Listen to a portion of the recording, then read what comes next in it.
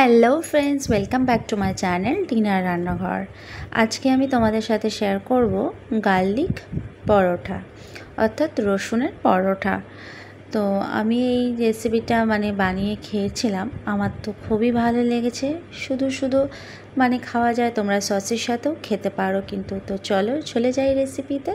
এখানে আমি কিন্তু দুটো রসুন নিয়েছিলাম, দুটো কোয়া রসুন নিয়েছিলাম। সেটা একদম ভালো করে একদম এরকম চপ করে নিয়েছি।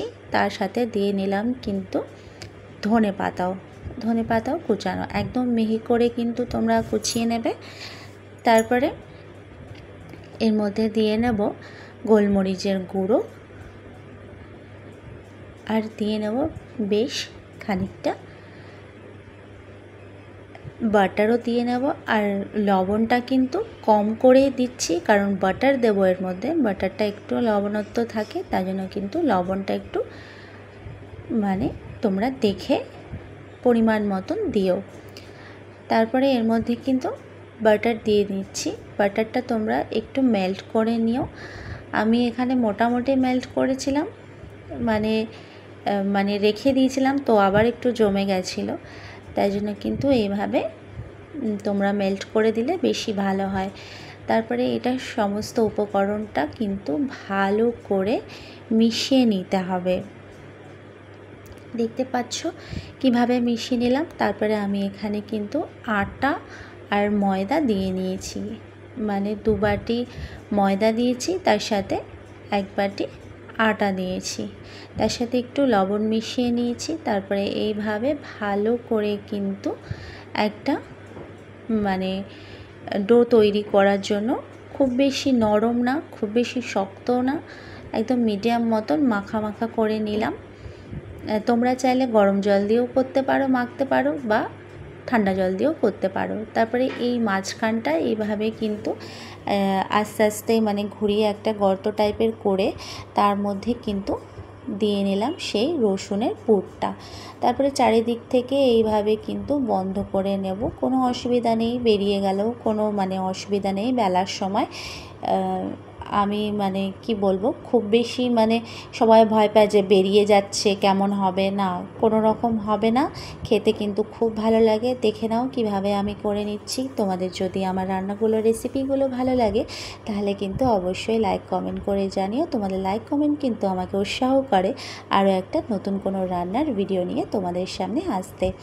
তো যারা চ্যানেলটাকে সাবস্ক্রাইব করে দেখছো তাদেরকে তো অসংখ্য ধন্যবাদ, আর যারা আমার চ্যানেলে নতুন আসছো তারা কিন্তু অবশ্যই সাবস্ক্রাইব করে দেখে নিও, পাশে বেল আইকনটা প্রেস করে নিয়ে আমার সঙ্গে থেকে যেও।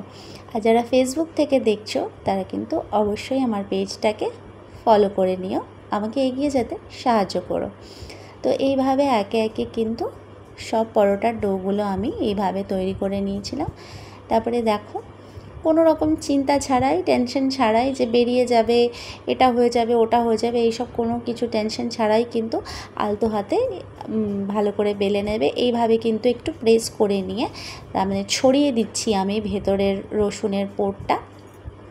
সত্যি বলছি বন্ধুরা, তোমরা একবার কিন্তু এটা বানিয়ে খেও, তোমাদেরও কিন্তু খুব ভালো লাগবে খেতে। আর সন্ধেবেলা স্ন্যাক্সেও কিন্তু ভালোই লাগে। এইভাবে পাতলা পাতলা করে বেললে কী হবে, ভেতরে যে রসুনটা আছে সেটাও একটু একটু ভাজা হবে, আর খেতেও কিন্তু খুব ভালো লাগবে। একদম মোচমোচে একটা পরোটা কিন্তু আমি তৈরি করে নেব। দেখতে পাচ্ছ কিভাবে বেলে নিলাম। তো চলো আরেকটা তোমাদেরকে বেলে দেখাচ্ছি। এইভাবে আলতো হাতে আস্তে আস্তে প্রেস করে নেব, যাতে করে ভেতরে যে পুরটা দিয়েছি সেটা একটু ছড়িয়ে যায়।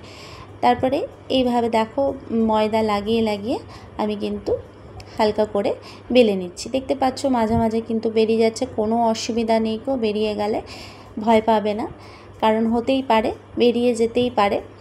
তো এইভাবে কিন্তু একটু একটু তেল দিয়ে ভেজে নিচ্ছি। তোমরা চাইলে কিন্তু পরোটাটা বাটার দিয়েও ভাজতে পারো, বাটার দিয়েও ভাজলেও কিন্তু খুব মজা হবে, আর তেল দিয়ে ভাজলেও কিন্তু ভালোই লাগবে খেতে।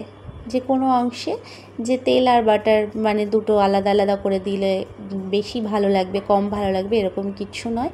আমি কিন্তু অল্প অল্প তেল দিয়ে এটা কিন্তু ভেজে নিচ্ছি, যেহেতু ভেতরে বাটার দেওয়া আছে তার জন্য। তো রান্নাটা তোমাদের, এই রেসিপিটা তোমাদের কেমন লাগলো অবশ্যই কিন্তু এই দিদিকে লাইক কমেন্ট করে জানিও।